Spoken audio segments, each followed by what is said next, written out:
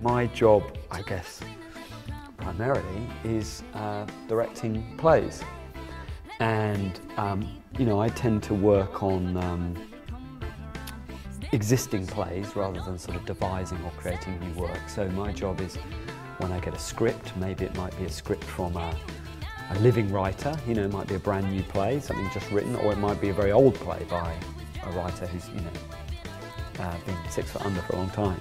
And my job is to kind of look at the script and lead the process, lead the creative process of how to put that script onto the stage. I really like working with the set designer before rehearsals start. A lot of people, when they think about the job of a director, they picture the director in rehearsals, in the rehearsal room working with the actors. And although that's a very incredibly important part of the job, there's a lot of work that happens before you start with the actors. Oh, look, it's really hard to say. I mean, there's lots of projects I've really enjoyed.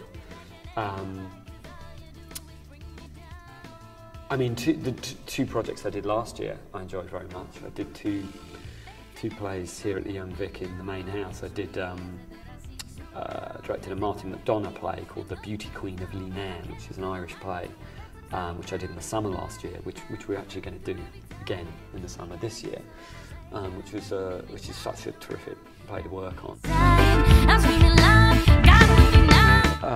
Dealing with yourself, really. I mean, and maybe this, I guess this is true, of course, in any job, is that the more you work and the more you try to define yourself through your work, and blah, blah, the more you learn about yourself, and especially when you're directing as well sometimes, especially in the last stages.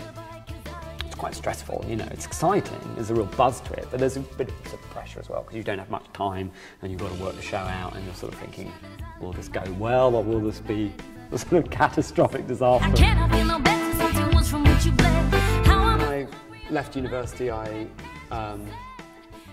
worked at the Royal Court for a bit. I wrote my dissertation at the university on the Royal Court, because that was a theatre that I really liked at the time. Well, I still really like it. I'm lucky enough to have worked with them quite a few times now.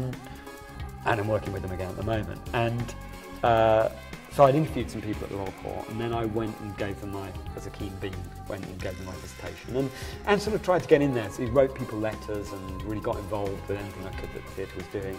At the same time, I became an assistant director there.